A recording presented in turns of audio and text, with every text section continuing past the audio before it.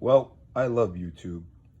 Um, it really is great that people with some knowledge, expertise, and experience can share information with each other. I love it. It's great. There's a lot of people out there, the DIY group, do it yourself, who want to try to fix things that make sense and you can understand it, just maybe need a little help. And this YouTube is perfect. So I had problems with my dryer, and it I wanted to try to fix it. It seemed like a simple idea.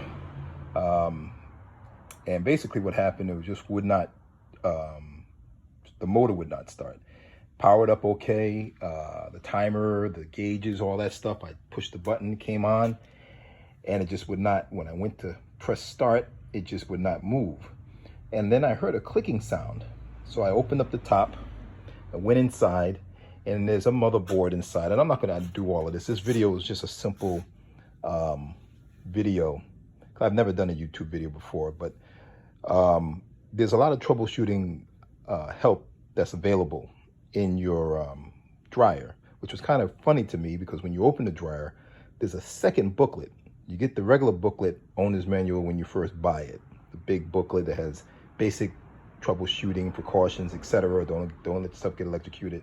But inside the dryer, there's an actual secret book that has way more specific details and information about everything, all the wiring, extra troubleshooting things. And it actually says on the book, for technicians only. So I thought that was kind of odd. Well, actually it makes sense. There's a lot of gimmicky things in our society where they give the secret information to the tech so they can basically fix things, charge you a couple $100, where the lay regular people like us have no clue. So that was surprising. So I went through that. None of the stuff that was in that booklet really helped me. There was one video that had a guy showing him soldering the motherboard.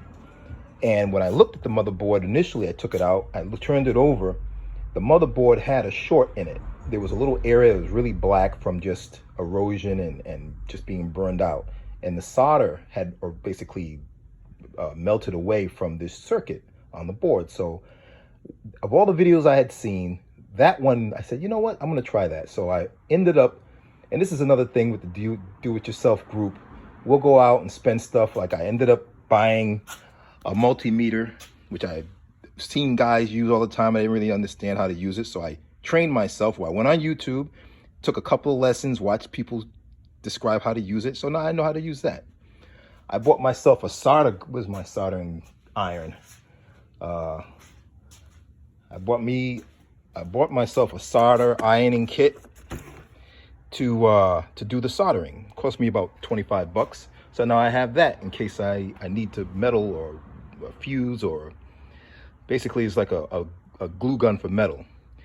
And then I was able to do that fix myself, and I reinstalled the board. And another thing too, if you're going to do it yourself, I recommend that you invest in tools so that you don't stress yourself out, because it's going to be stressful because you're not sure exactly what's going on.